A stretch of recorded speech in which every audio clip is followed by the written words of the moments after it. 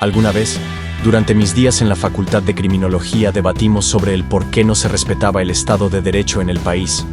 Algunos argumentamos que esto se debía por la desconfianza en las instituciones.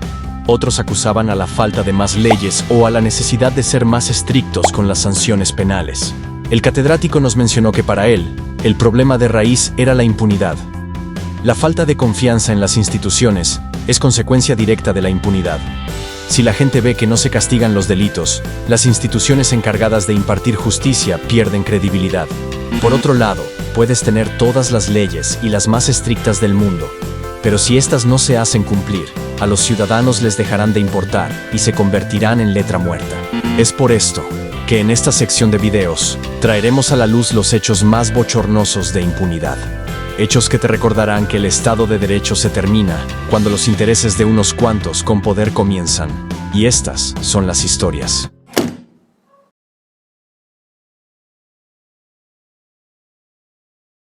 El 16 de septiembre de 2010, México festejaba el bicentenario de su independencia. Como parte de las celebraciones del bicentenario, el gobierno encabezado por el presidente en funciones Felipe Calderón Hinojosa encargó la construcción de un monumento en pleno Paseo de la Reforma. Una torre de acero recubierta con paneles de cuarzo, 104 metros de altura y aproximadamente 1.700 toneladas que, según ellos, representaba un homenaje a la modernidad, la transparencia y la memoria histórica de México, así como representar la luz de la historia y del futuro. Estructura que sería conocida como la Estela de Luz o la Suavicrema. En 2008, el gobierno de Felipe Calderón comenzó a planear una serie de celebraciones y obras conmemorativas para el año 2010. El titular del Ejecutivo encargó dicha obra a la Secretaría de Educación Pública, a través del Instituto Nacional de Estudios Históricos de las Revoluciones de México, liderado por Alonso Lujambio.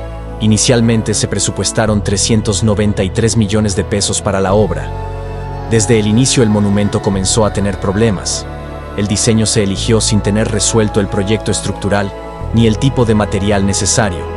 Además, el terreno designado en Reforma y Lieja no estaba listo, ni había estudios de impacto ambiental completos.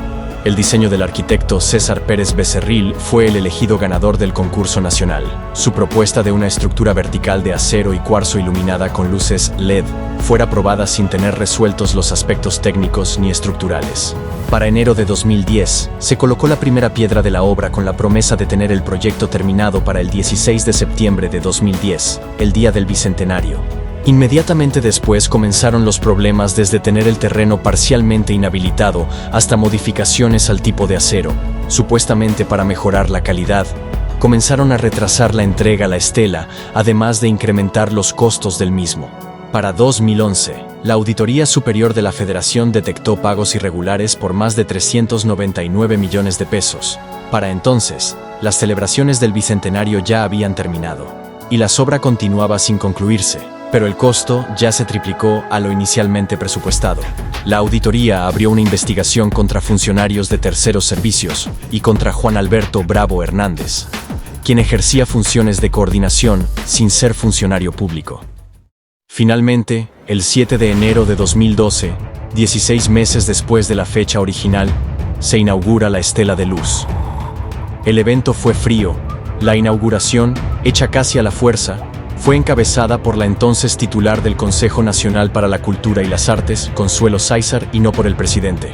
Este retraso, sumado al sobrecosto, fue una de las principales razones por las que la Estela de Luz se convirtió en un símbolo de mala planeación, corrupción y falta de rendición de cuentas en la administración pública.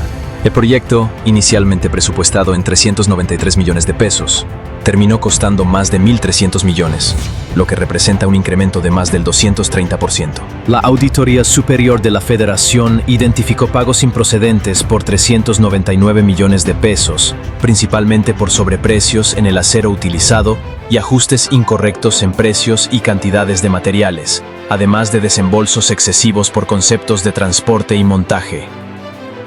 Asimismo, se detectaron modificaciones al proyecto original sin justificación técnica adecuada. Tuvieron que pasar alrededor de 13 años para que finalmente la Suprema Corte de Justicia emitiera una sentencia final en cuanto al caso de la Estela de Luz, y eso solo en contra de algunos de los partícipes del proyecto. Producto de 134 denuncias interpuestas ante la entonces Procuraduría General de la República. El 15 de enero de 2025, la Suprema Corte de Justicia de la Nación confirmó la sentencia del Tribunal Federal de Justicia Administrativa que condena a Luis Enrique Arbizu al pago de 230 millones de pesos por daño al erario durante la construcción de la Estela de Luz. ¿Pero es eso suficiente? Veamos. ¿Qué fue de los principales partícipes de la construcción de la Estela de Luz? Como ya mencionamos, el citado, Luis Enrique Arbizu Romano, fue sentenciado a resarcir 230 millones de pesos por pagos excesivos relacionados con el acero, el transporte y el montaje de los materiales. Sin embargo, no enfrenta cargos penales que pongan en riesgo su libertad.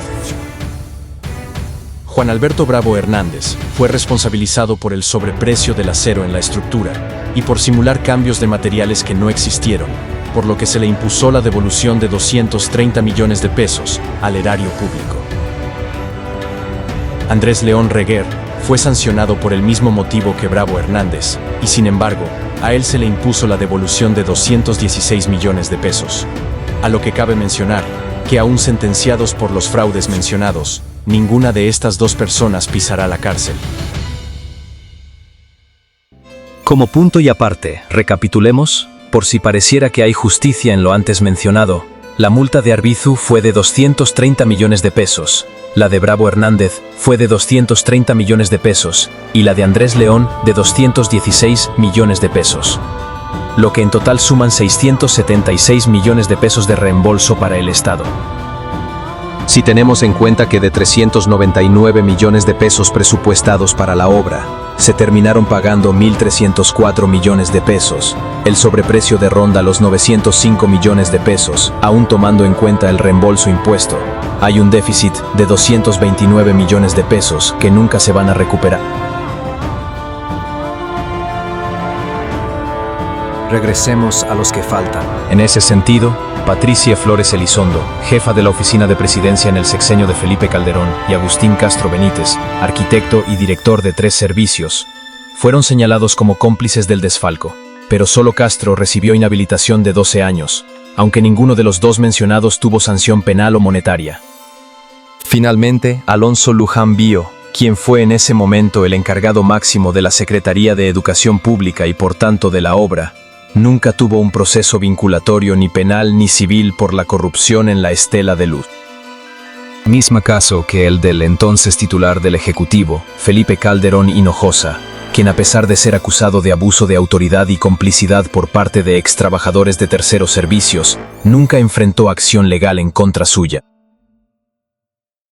La falta de sanciones adecuadas a estos funcionarios refleja una clara impunidad que socavó la confianza en las instituciones encargadas de velar por el correcto uso de los recursos públicos. A pesar de las evidentes irregularidades y el daño al erario, las sanciones a los responsables han sido mínimas, lo que refuerza la percepción de que el sistema de justicia no siempre actúa con eficacia ante actos de corrupción. Finalmente, el caso de la Estela de Luz ejemplifica cómo, aunque se han impuesto sanciones administrativas y económicas a niveles intermedios, prácticamente no se han perseguido responsabilidades políticas ni penales contra los actores de mayor poder. La impunidad de estos últimos contribuye a un círculo perverso donde la confianza en la justicia y las instituciones se erosiona día con día.